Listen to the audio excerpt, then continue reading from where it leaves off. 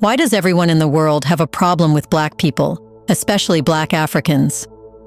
No matter where they are marginalized, sidelined, suppressed, and made targets of the worst forms of crimes.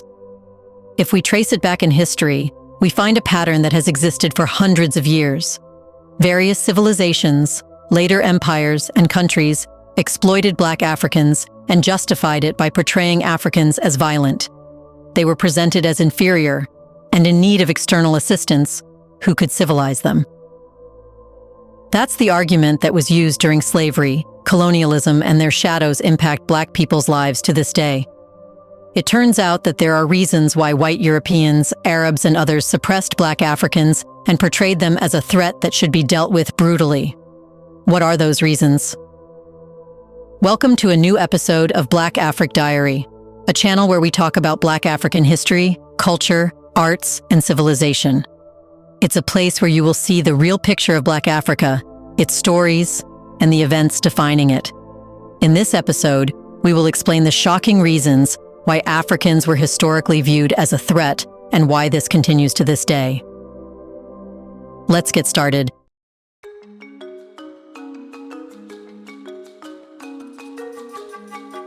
Number 10. The fear of genetic annihilation. This fear basically stems from the belief that Africans, as the original humans, possessed genetic traits that could potentially overwhelm those of other populations. In the United States, this fear manifested in the infamous one-drop rule, which stated that anyone with even a trace of African ancestry was considered Black. And this racial determination was then used to decide what opportunities would be presented to them and how much they would be socially allowed to enter the white society. This concept exposed a deep anxiety in white people that African genetics could contaminate or dominate non-African bloodlines. White supremacists perceive Black individuals as physically strong, attractive, and genetically superior, heightening their anxiety about being replaced or annihilated through interracial relationships and genetic mixing. That's why earlier marriages between Black and white people were forbidden. Today, the concept of white extinction has become a common rallying cry for far-right movements, which claim that non-white populations are systematically replacing white people. Therefore, this fear of genetic annihilation reflects a deeper insecurity about the long-term survival of white genes. Since Black genes are often seen as dominant, the concern is that white genetic traits will eventually be overwhelmed, leading to the extinction of the white race. That's precisely where racist policies and ideologies were formulated that were aimed at preserving white racial purity. This fear was not universal, however. In Latin America, Spanish and Portuguese colonizers often had children with their enslaved African women, creating a mixed-race class that was sometimes accepted and even granted privileges. Similarly, in the Arab world, some children of African and Arab parentage adopted their Arab father's identity and culture, integrating into society. However, in many cases, Africans were made eunuchs to prevent them from passing on their genes, suggesting a desire to eliminate the perceived genetic threat posed by African men. Number 9. Africa's wealth and resources. Africa's vast wealth and natural resources have long been a source of both admiration and fear. The continent's abundance of gold, diamonds, and other valuable materials has made it a target for exploitation throughout history. This was true in ancient times, particularly when the Arab world encountered the great African empires of Ghana and Mali. Muslim scholars and traders marveled at the riches of these kingdoms, often referring to Ghana as the land of gold and describing its rulers as the wealthiest on earth. Mansa Musa, the legendary ruler of the Mali Empire, only reinforced these perceptions during his famous pilgrimage to Mecca. His immense wealth and generosity, which included distributing gold and building mosques along his route, astonished observers and solidified Africa's reputation as a land of unimaginable resources. This display of wealth further fueled fears that Africa could consolidate power and challenge the dominance of other nations if left unchecked. Number 8. Fear of losing partners. For generations, the fear of losing romantic partners to black men has been an undercurrent in white societies, often driven by racist stereotypes that depict black men as sexually dominant. Initially, it might appear as an illogical argument. However, logic does not work here. White people already experienced how their white wives and daughters were attracted to black male slaves during slavery, and this created a multi-generational hate against black people. Today, as slavery has ended, white men still don't want white women to have full independence in this matter. But attraction is inevitable, and to avoid that, black men are made part of such a system where they cannot have a secure future. All this is done so staying with black men is practically not possible. Yet, white men's fear persists. It's believed that in a committed relationship between a white man and a white woman could be drawn to a black man, creating psychological tension, which might undermine the stability of the relationship. This fear is not limited to the individual. It reflects societal perceptions that associate black men with hypermasculinity and sexual prowess. Sociologists have explored this phenomenon, noting how white insecurities prevent many from addressing their own racial biases. Historically, these fears were reinforced by racist laws and practices, as seen in the false accusations of rape against black men in the Jim Crow South, which often led to lynchings. Although interracial relationships are more accepted today, some of these insecurities persist, with the lingering fear of being outperformed by black men still causing tension in certain relationships. However, the increasing number of interracial relationships between black men and white women suggests that these anxieties may be lessening for many.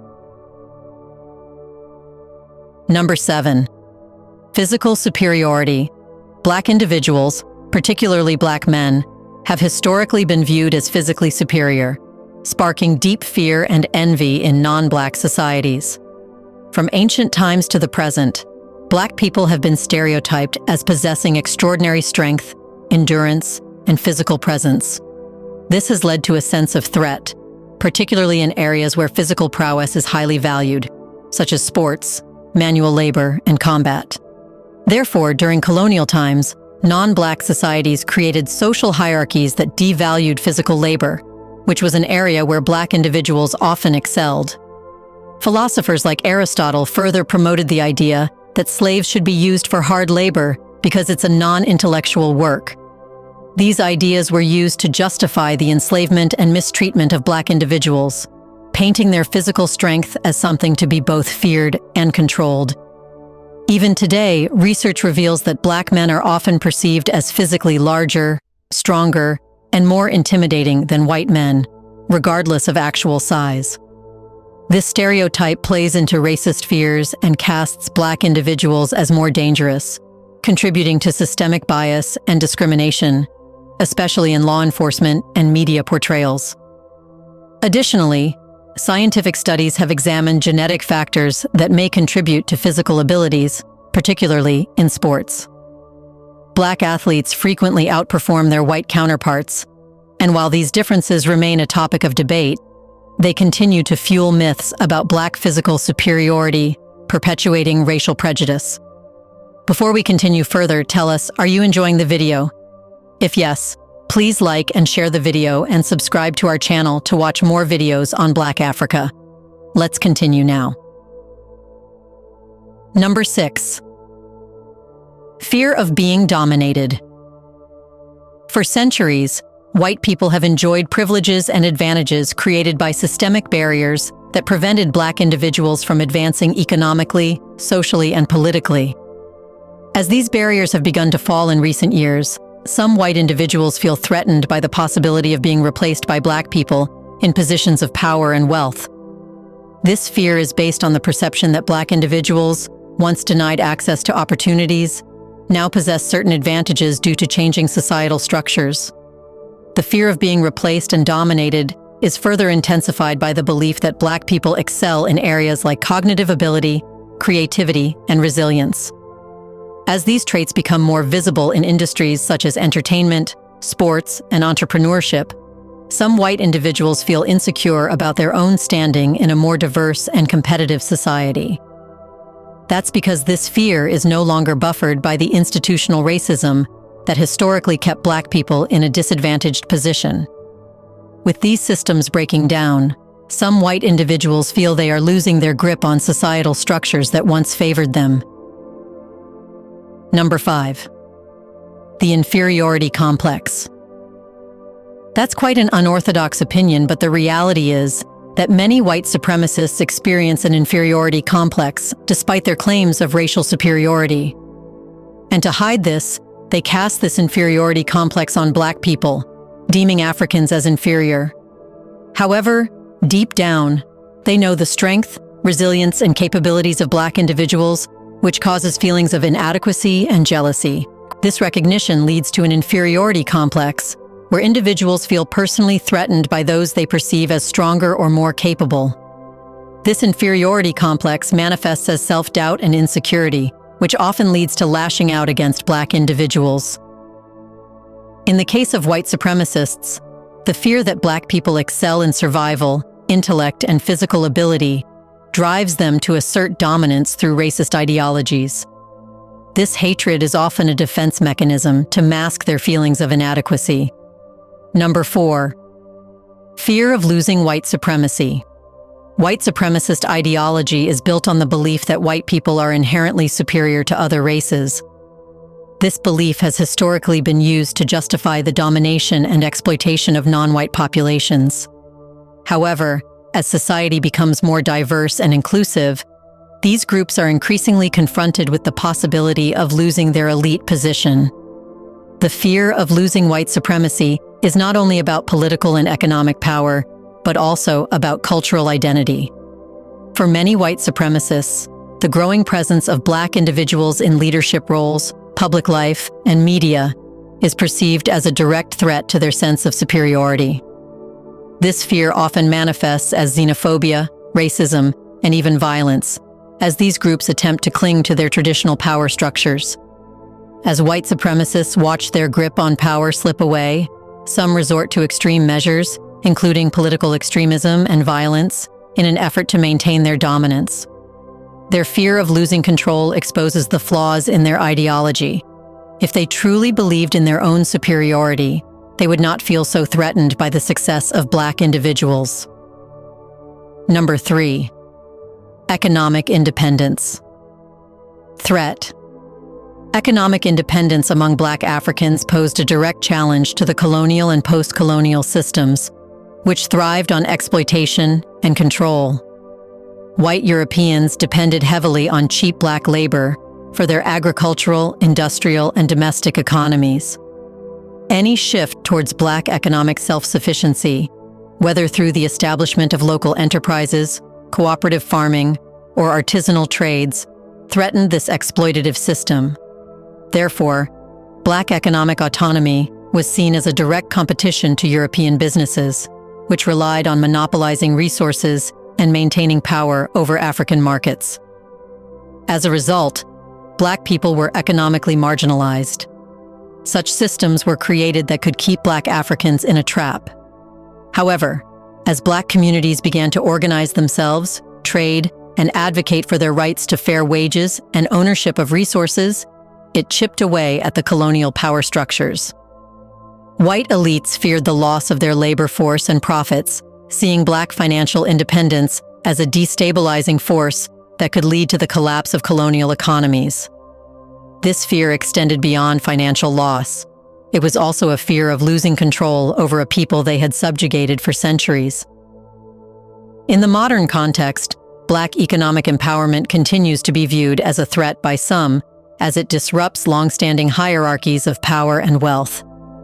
As Black people accumulate wealth, they gain not just financial capital, but political and social leverage, challenging rooted systems of racial dominance.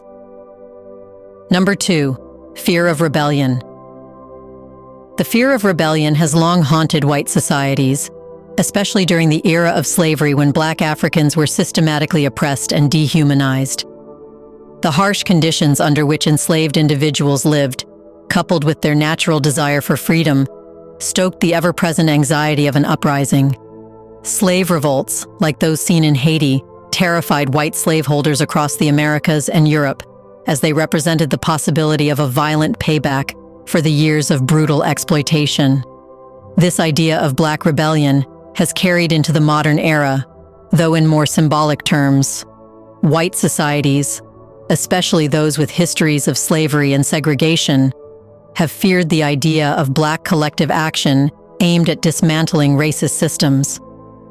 This fear manifests in various forms, from the policing of Black communities to the suppression of civil rights movements. White people know they have benefited from systemic inequalities, and this latent guilt often transforms into fear that one day, Black people might unite and disassemble the system that continues to exploit them. Number 1. Cultural and religious hegemony. Threat. White Europeans and Americans viewed the cultures and religions of Black Africans with a mixture of disdain and fear. African customs, languages, and social norms were often labeled as primitive or uncivilized by colonial powers, who believed their own culture to be superior. This dehumanizing view served to justify the exploitation and domination of African societies. However, what terrified white Europeans was the strength of these African cultures. Despite efforts to suppress and erase them, African traditions, religions, and values persisted. This persistence threatened the cultural hegemony that white Europeans sought to impose. The fear was that, if left unchecked, African cultural and religious practices could flourish, undermining the Christian and European dominance that colonial rulers used as a foundation for their rule. Moreover, African spirituality, which was often linked to nature and the ancestors, stood in contrast to Christian doctrines. This perceived religious threat, combined with the fear of cultural assimilation, pushed white Europeans to enforce their cultural dominance more aggressively.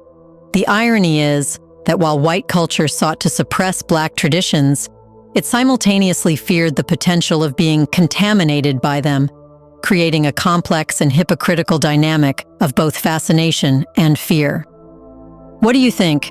Do white Europeans fear that if Black people are allowed to compete with them, Black people will dominate every area? Isn't it true that the system we have today has been designed to keep Black people marginalized and oppressed? In the comment section right below, share your thoughts on what it is like to be a Black person in this world. Do you want to watch more videos like this one? If yes, subscribe to our channel and press the bell icon next to it. We bring videos on Black Africa, its history, rich arts and culture, and things the world should know about. Thanks for watching, and until the next video, stay tuned.